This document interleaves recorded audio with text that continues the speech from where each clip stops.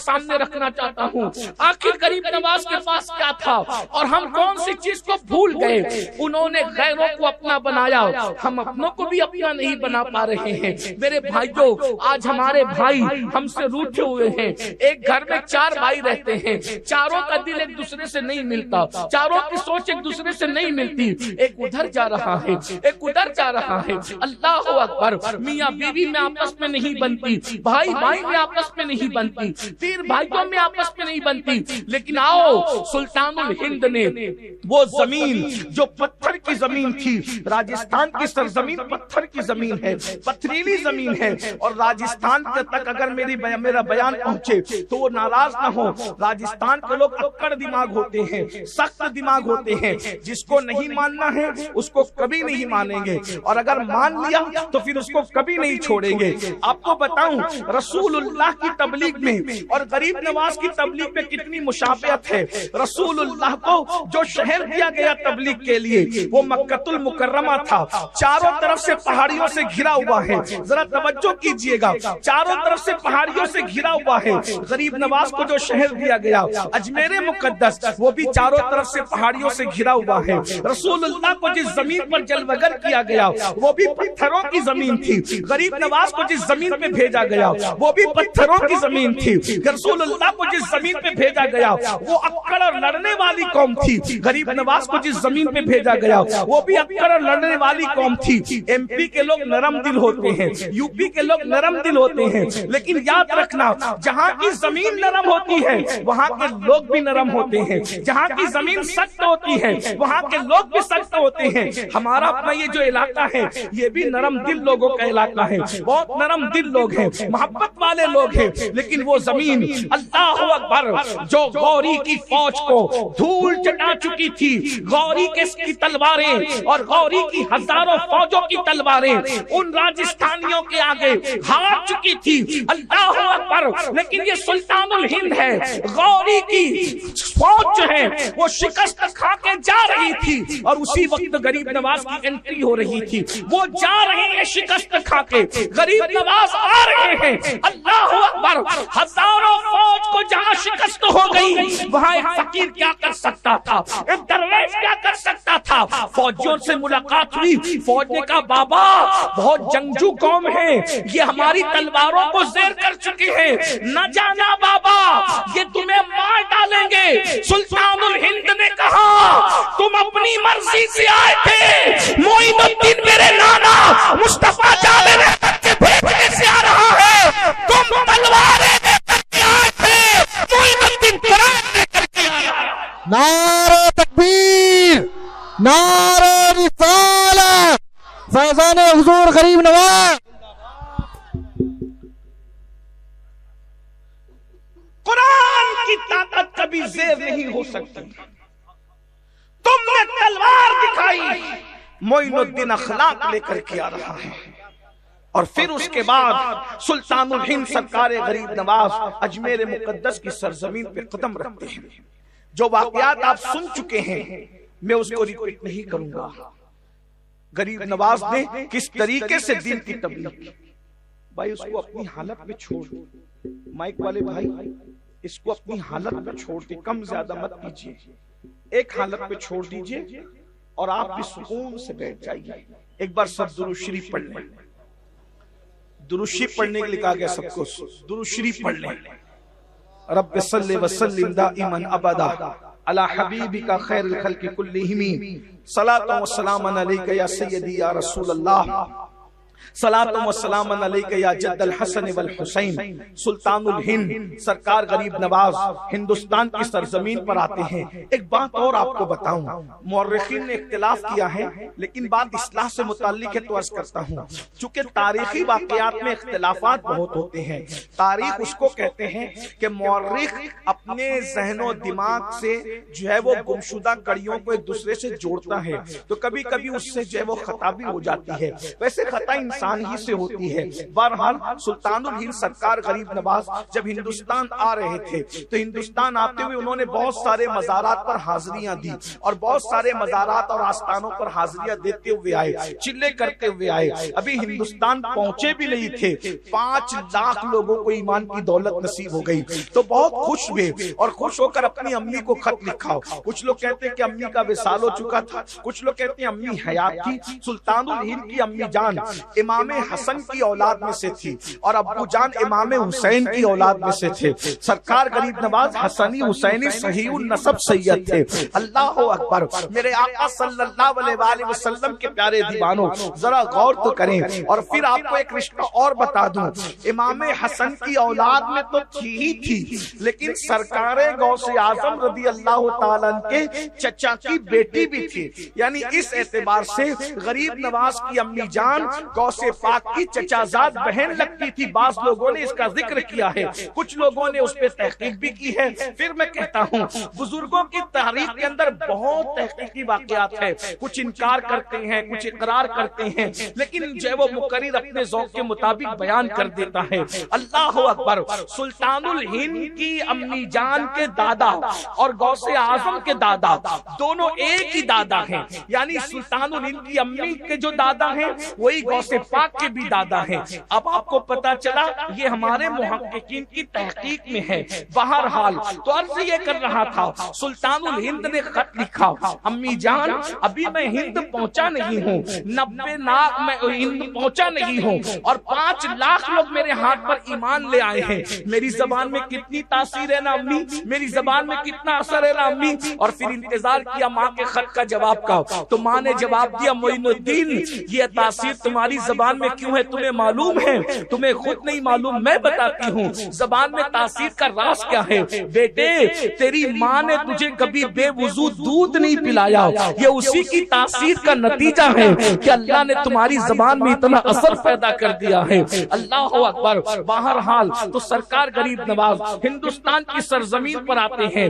اب میں اپنے ان جوانوں سے کہتا ہوں، ایک دن میں 3 مرتبہ پیٹ بھر کر کے کھانے والوں، زنا کی فلمیں دیکھنے والوں، ایک دن میں 3-4 مرتبہ کھا کر اللہ کی نافرمانی کرنے والوں، خدا کے غضب کو چیلنج کرنے والوں، اپنی آنکھوں کو آوارہ کرنے والوں، دین کی تعلیم کو پیٹ کے پیچھے ڈالنے والوں، اللہ کی شریعت کو پیٹ کے پیچھے ڈالنے والوں، سرکار غریب نواز کی محنتوں کا احساس کرو، کس محنت کے ساتھ غریب نواز نے دین پہنچایا۔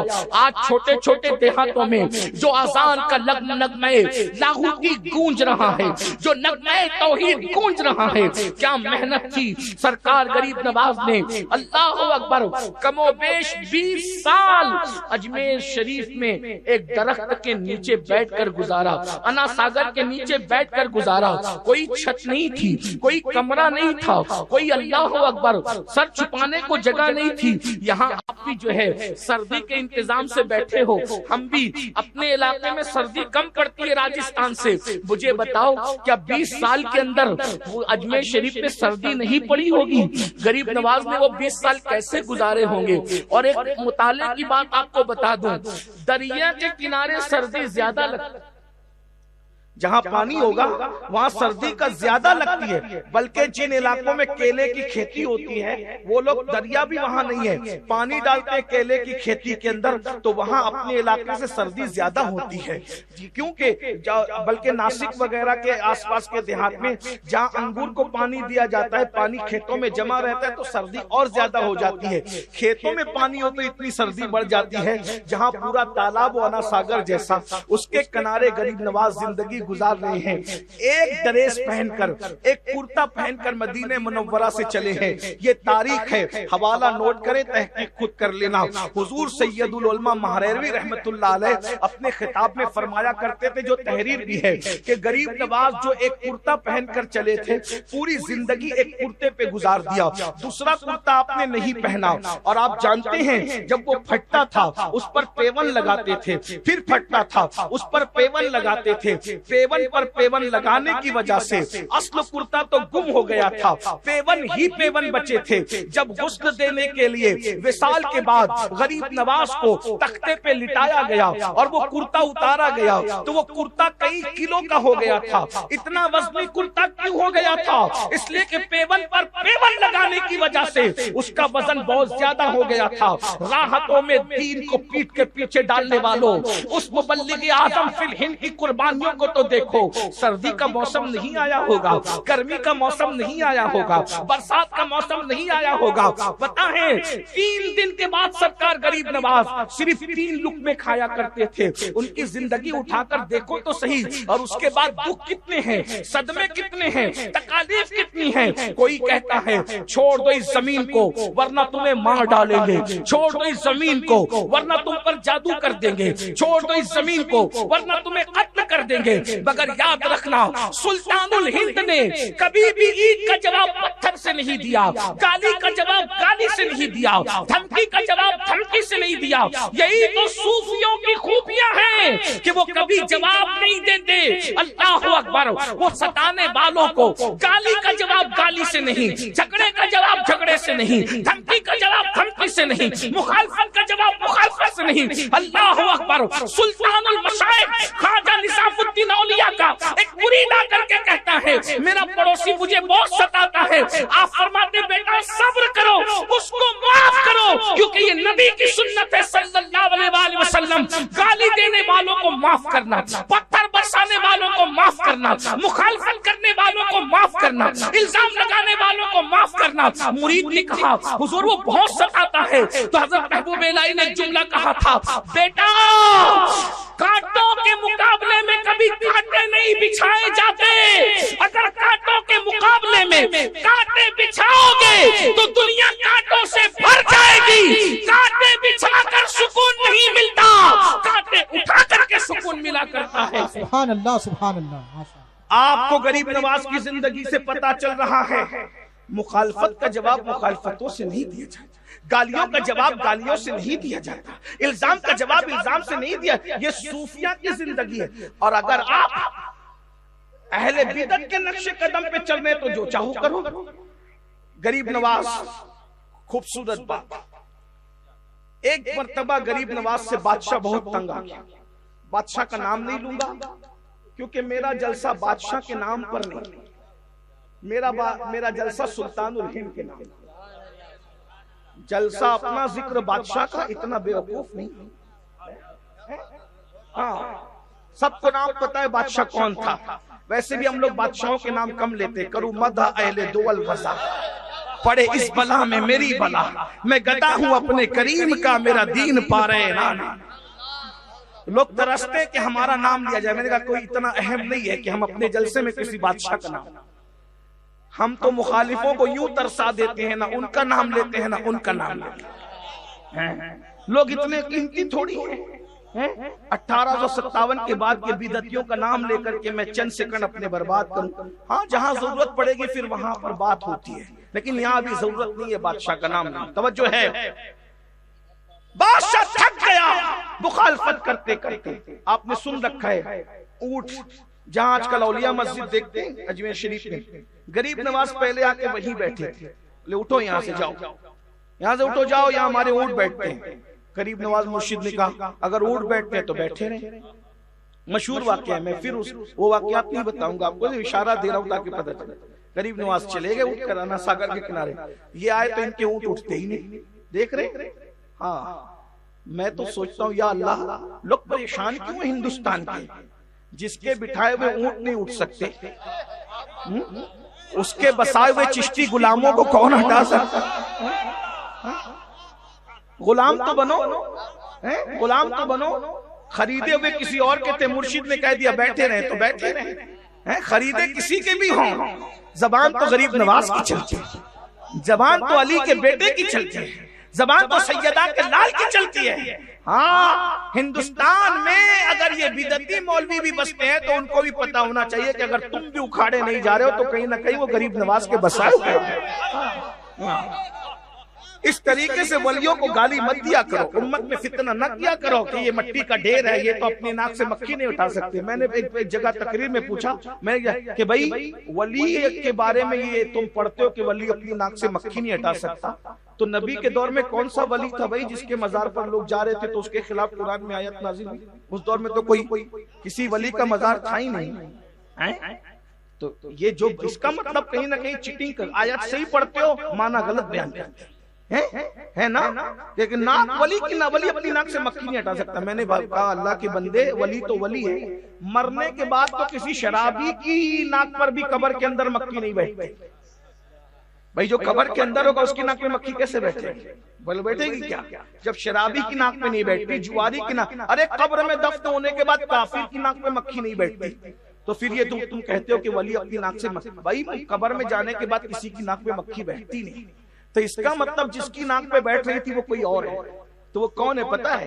وہ جو کعبے کی چھت پر 360 رکھے ہوئے تھے نا بت، ان کی ناک پہ بیٹھتی تھی تو وہ ہٹا نہیں سکتے تھے کیونکہ وہ مٹی کے تھے، پتھر کے تھے۔ تو اللہ نے کہا کہ یہ اپنی ناک سے مکھی نہیں ہٹا سکتے، تو جو آیتیں بتوں کے لیے نازل ہوئی تم ظالموں اس کو ولیوں کے نام پہ پڑھتے ہو، قرآن میں تحریف کرتے ہو، تیرا کھائیں تیرے غلاموں سے الجھے ہے منکرہ جب کھانے گرانے والے، کچھ تو شرم کرو، 8 سال مدرسے میں پڑھے ہو، قرآن کی تحریف کرتے ہو، تمہیں شرم نہیں آتی؟ بتوں کے لیے جو آیتیں اتری ہیں ولی کے لیے پڑھتے ہو، ولی کے لیے قرآن نے ایسا کچھ بھی نہیں کہا، بلکہ جب ولی کا ذکر کیا تو یہ کہا کہ ولی وہ تھا جسے آصف بن برقیہ کہتے ہیں، جس نے پلک کے جھپکتے تخت بلقیس حضرت سلیمان علیہ السلام کے قدموں میں لا کر کے رکھ دیا۔ نعرہ تکبیر، نعرہ رسالت۔ اب یہ جملہ سنو، جب سلیمان علیہ السلام کی امت کا ولی اتنا پاورفل ہے کہ وہ پلک کے جھپکتے تخت بلقیس ملک یمن سے ملک شام میں لا سکتا ہے، ارے وہ ولی کا سلیمان علیہ السلام کی امت تھا، اولاد سلیمان نہیں تھا۔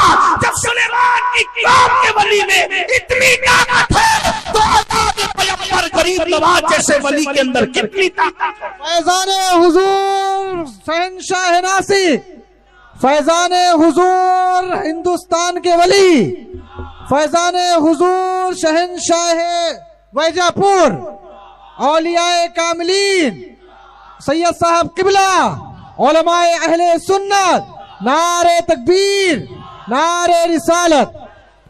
جیسے میرے آقا تمام انبیاء میں افضل ہے، حضور کی امت تمام انبیاء کی امت میں افضل ہے۔ حضور علیہ السلام سے پہلے جتنے انبیاء گزرے حضور سب سے افضل، اور حضور علیہ السلام کی امت اور انبیاء کی امت سے افضل، اور ان امت کے اندر جو اولیاء گزرے ان اولیاء میں اس امت کے اولیاء افضل، اور یہ تو وہ اولیاء ہیں جو نبی کی اولاد نہیں ہے وہ افضل ہیں۔ تو جو نبی کی اولاد بھی ہو، جو نبی کا خاندان بھی ہو، جو رسول اللہ کا خون جن کی رگوں میں ہو، پھر ان کی طاقت کا عالم کیا ہوگا، ان کی قوت کا عالم کیا ہوگا۔ بہرحال میں یہ کیا عرض کر رہا تھا، توجہ فرمائے، سلطان الہند سے بادشاہ تنگ آ گیا، پریشان ہوا، یہ ہمارے اونٹوں کو کہہ دیتے تو اونٹ جو ہے وہ اٹھتے نہیں، معافی مانگنا پڑتا ہے، پھر کہتے ہیں پانی پر پہرا بٹھا دیتے ہیں کہ ہم ان کو پانی پینے نہیں دیں گے۔ اس کو نہیں معلوم تھا کہ یہ شہید کربلا کی اولاد ہے، یہ لوگ پانی دو پانی بند کرو ان کو کوئی فرق نہیں پڑتا۔ بہت خوبصورت بات کہی ہے، بہت خوبصورت بات کہی ہے حضرت حامد مصطفیٰ بادی رحمت اللہ علیہ نے، کہتے ہیں محمد مصطفیٰ کے باغ کے سب پھول ایسے ہیں۔ نبی کے باغ کے پھول کون ہیں؟ آل رسول، اور وہ کیسے؟ میں آپ کو یہ نہیں کہوں گا بولو سبحان اللہ، لیکن بات پھر بات ہے، ہاں عاشقوں کی طبیعت جھومتی ہے جب یہ بات آتی ہے۔ کہتے ہیں محمد مصطفیٰ کے باغ کے سب پھول ایسے ہیں، یہ بن پانی کے تر رہتے ہیں مرجھایا نہیں کرتے۔ غریب نواز نے کہا تو کیا پانی بند کرتا ہے، ہم پہ 1450 سال پہلے بند ہو چکا ہے پانی، بلکہ 1300-1400 سال پہلے، آج سے 1300-1400 سال پہلے کی بات ہے۔